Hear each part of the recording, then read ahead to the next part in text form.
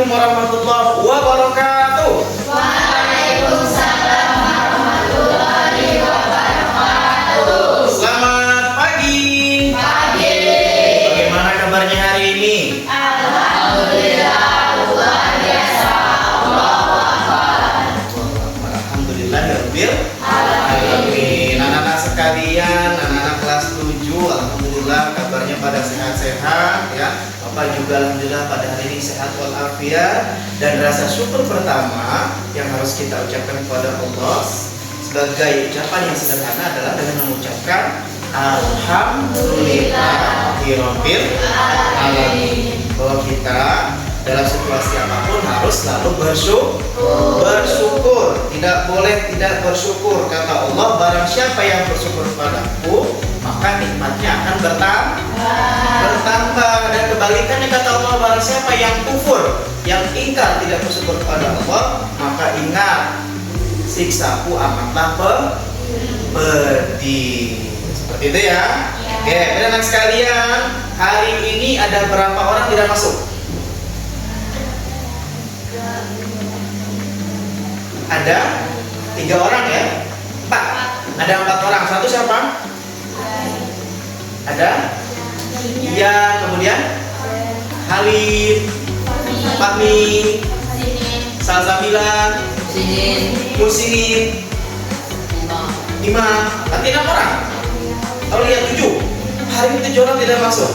Oke, kita doakan bersama-sama kawan-kawan yang tidak masuk, kalaupun sedang sakit kita doakan semoga cepat sehat. Amin ya rabbal alamin. Kalaupun yang tidak sakit tapi beralasan, kita doakan semoga diberikan hidayah. Amin ya rabbal alamin. Nah, anak-anak sekalian, ya pada hari ini tadi Bapak sudah absen. Yang tidak masuk, yang masuk hari ini mengucapkan terima kasih dan alhamdulillah. Begitu semangat untuk anak-anak yang hari ini masuk. Semoga hari ini dengan masuknya kalian dan dengan niat belajar, semoga menjadi pahala dan menjadi ilmu yang barokah. Anak-anak sekalian, pada mata pelajaran fikih ini, insya Allah kita akan membahas salah satu materi. Ya, salah satu materi tentang ibadah kita sehari-hari yang hukumnya adalah wajib. Kira-kira apa? Apa? Sholat. Selain sholat? Yang hukumnya wajib dilakukan sehari-hari pasti adalah sholat. Baik, sholat itu adalah hukumnya wajib. Kenapa kalau nggak sholat? Apa hukumnya kalau nggak sholat?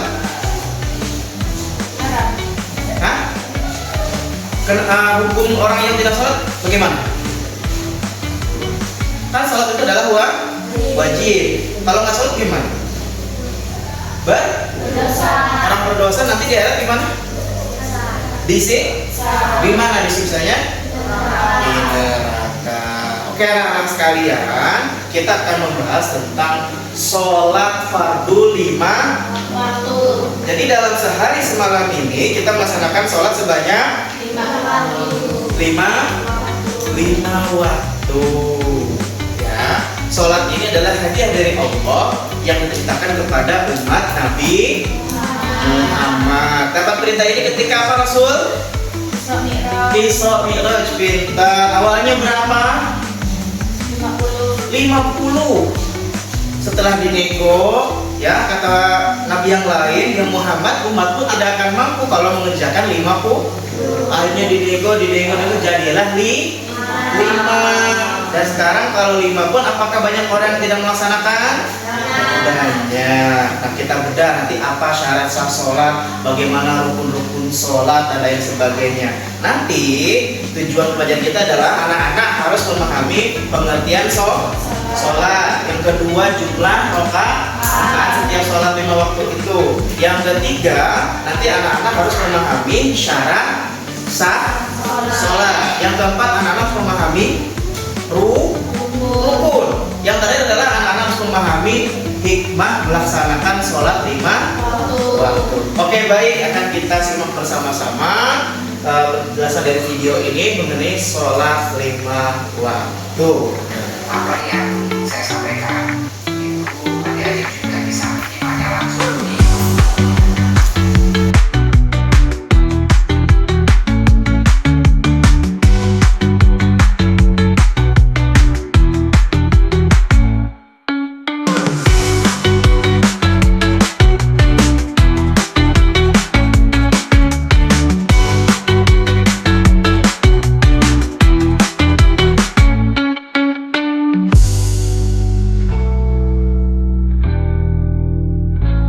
pengertian dan dalil perintah sholat.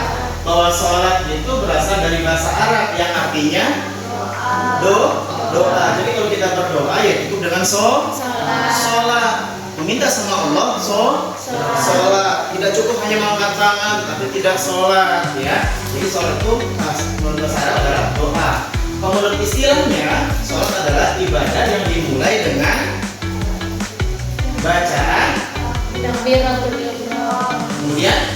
dan diakhiri dengan ucapan dengan secara istilah sholat itu adalah ibadah yang dimulai dengan bacaan takbiratul ihram. Bagaimana bacanya takbiratul ihram? Dan diakhiri dengan salam. Bagaimana bacanya? Betul. Nah, dimulai dari Allahu Akbar sebagai kalimat takbiratul ihram dan diakhiri dengan bacaan salam. Kemudian segala perkataan dan perbuatan yang termasuk rukun sholat mempunyai arti dan makna tertentu. Tujuannya untuk apa? Untuk mendekatkan hambanya dengan ciptanya. Untuk mendekatkan hambanya dengan penciptanya. Oke, baik anak sekalian, telah panjang lebar tadi kita Bapak menjelaskan mengenai pengertian sholat, kemudian dalil, syarat sah sholat, syarat wajib sholat, kemudian rukun dan juga hikmah.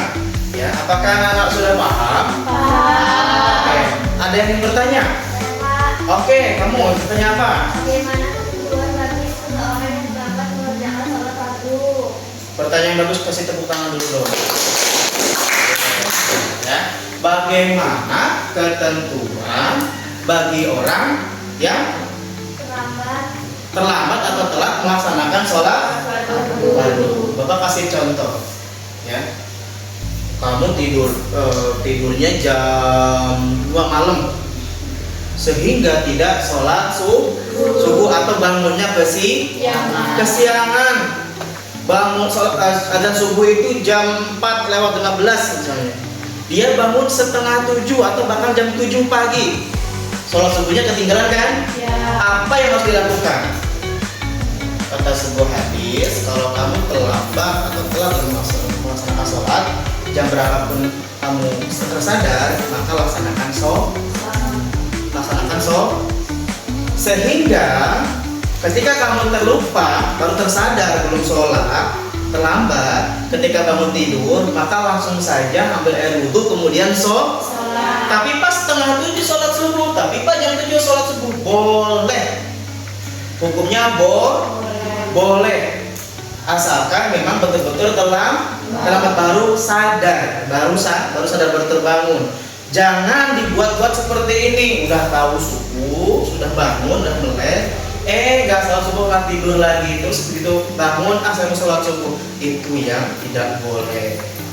Ya, jadi bagi yang terlambat sholatnya karena baru tersadar, maka kata hadis itu langsung saja melaksanakan sholat.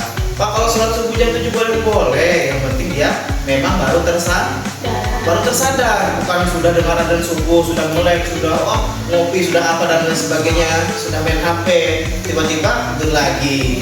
Nah, itu tidak boleh. Ya, seperti jawabannya ya.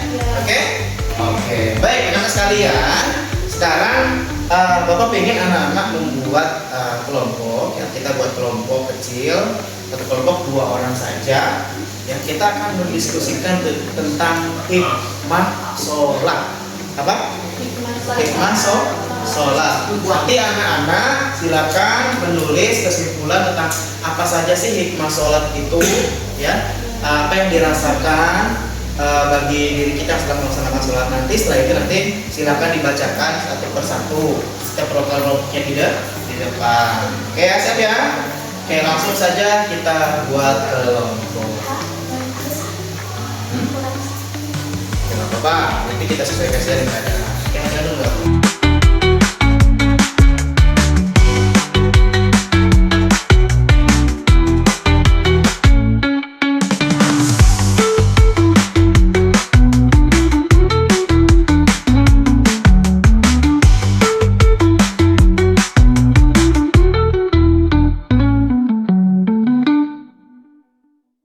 Oke anak sekalian, tadi anak-anak sudah berdiskusi ya dengan teman kelompoknya.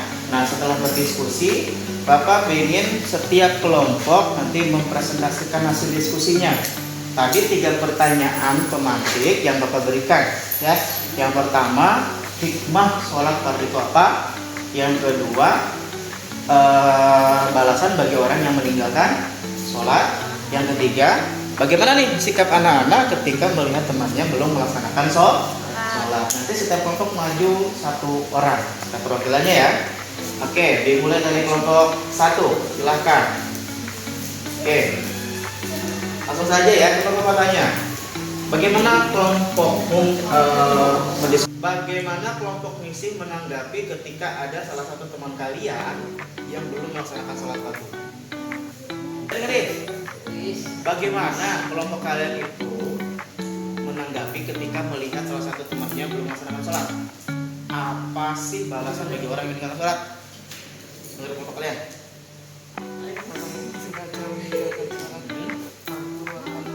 Anak sekalian, oke, ucapkan terima kasih yang sudah maju. Oke, kita tepuk tangan untuk semua. Oke, jadi tadi ada beberapa pertanyaan. Pertama, hikmah sholat. Ternyata hikmah sholat itu selain tadi yang disebutkan dalam Al-Quran bahwa mencegah perbuatan keji dan munkar dan juga penanda sebagai orang muslim. Selain itu juga ada salah satunya adalah hikmahnya adalah ketika kita sudah sholat hati terasa tenang, pikiran terasa tenang. Oke, baik sekalian, setelah kita tadi diskusi kemudian presentasikan, terakhir adalah untuk mengevaluasi pembelajaran kita pada pagi hari ini. Bapak akan berikan beberapa soal kepada kalian. Nanti kalian silakan kerjakan di tempat masing-masing ya. Kemudian nanti dikumpulkan ke Bapak dan akan Bapak nilai. Semua paham? Oke, silakan dikerjakan.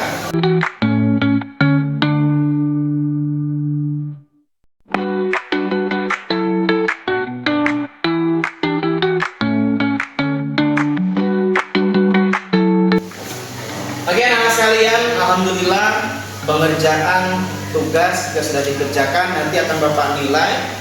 Nilainya akan Bapak umumkan di pertemuan selanjutnya nanti ya. Oke, bagi yang mendapatkan nilai sempurna akan ada hadiah nanti dari Bapak. Oke ya? Oke, nah anak-anak sekalian, berakhir sudah pembelajaran kita tentang sholat 5 waktu, sholat fardu 5 waktu pada pertemuan hari ini. Semoga anak-anak bisa memahami semuanya.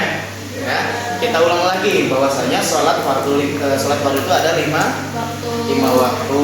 Tadi kita sudah mempelajari tentang syarat sah, syarat wajib, dan juga rukun, dan terakhir adalah tentang hikmahnya. Dan untuk anak-anak sekalian, Bapak ingatkan bahwasanya jangan sampai meninggalkan sholat 5 waktu, harus melaksanakan. Pak tidak bisa berdiri, duduk. Kalau tidak bisa duduk, dari. Kalau tidak bisa dari, pakai isyarat seperti itu. Bahwa perbuatan atau amal pertama yang akan dihitung di akhirat nanti tidak ada lain adalah sholat.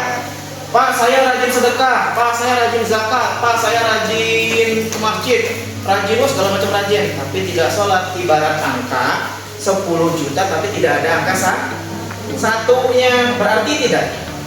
Ini 0, 10 juta itu nolnya ada 7, nolnya ada 7, tidak ada angka satunya. Berapa berarti jumlahnya itu? 0 kan? Kalau dikasih tanda 1, 10 juta. Nah 1 itu adalah sholatnya. Jadi apapun amal kebaikan yang kalian lakukan, kalau sholatnya tidak dilaksanakan, sia-sia. Oke, semuanya bisa dipahami ya? Oke, terima kasih atas perhatiannya hari ini. Mohon maaf apabila Bapak terdapat banyak kekurangan. Kita bertemu lagi di pertemuan selanjutnya dengan membahas materi yang berbeda. Kita akhiri dengan bacaan hamdalah bersama-sama. Alhamdulillahirabbil alamin. Kita bersama-sama baca surah Al-Nas. Bismillahirrahmanirrahim. Wal 'asri innal insana lafi khusrin illa allazina amanu wa 'amilus sholihati wa tawassaw bil haqqi wa tawassaw bis sabri. Walhamdulillahi rabbil alamin. Baik, assalamualaikum warahmatullahi wabarakatuh.